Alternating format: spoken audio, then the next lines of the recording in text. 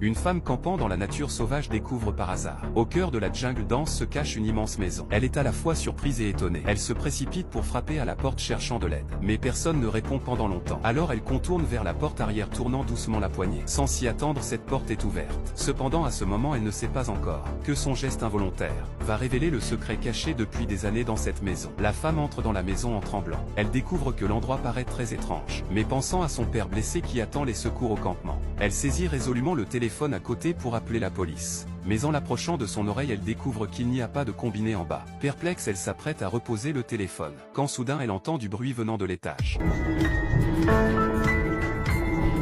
Is someone there?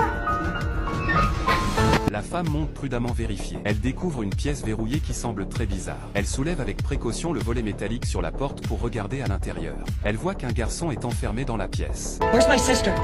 Where's my sister? Where's my sister? Where's my sister? Effrayée, la femme court précipitamment vers le bas. Mais voilà que le propriétaire entre justement. La femme doit faire demi-tour et se cacher à l'étage. Sans s'en douter, ce comportement va mettre en danger le père et la fille qui attendent au campement. Le vieil homme ouvre la porte pour apporter à manger au garçon. Il lui applique même du vernis à ongles. Le garçon lui dit qu'une femme est venue tout à l'heure. Puis il se met à rire de façon inquiétante. Le propriétaire devient immédiatement vigilant. Après avoir vu le garçon prendre sagement ses médicaments, il verrouille aussitôt la porte et commence à chercher. Mais il ne trouve toujours pas trace de la femme. Réalisant que la séquestration du garçon a été découverte, il décroche le combiné caché sur le cadre de porte pour appeler un mystérieux interlocuteur. Puis il sort avec son fusil de chasse pour la poursuivre. Cependant il ne se doute pas que la femme est toujours cachée dans la maison. Marie a entendu clairement leur conversation de tout à l'heure.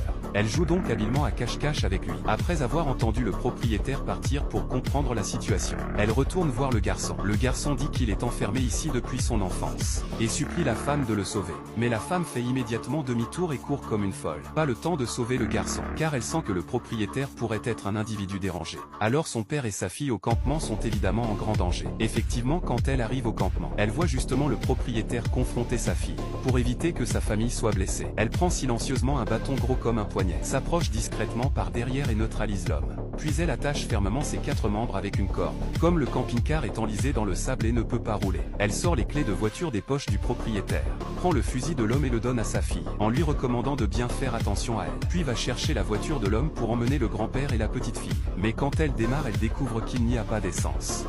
Sans choix, la femme retourne encore dans la maison et interroge le garçon. Mais à ce moment, le garçon a pris les médicaments du propriétaire. Sa conscience devient confuse. Il ne sait absolument rien. La femme ne peut que d'abord libérer le garçon de ses liens. Mais voilà que le garçon devient soudain extrêmement agité. Il pousse violemment la femme contre le mur, l'assommant, puis s'enfuit rapidement de la maison, disparaissant dans la forêt dense.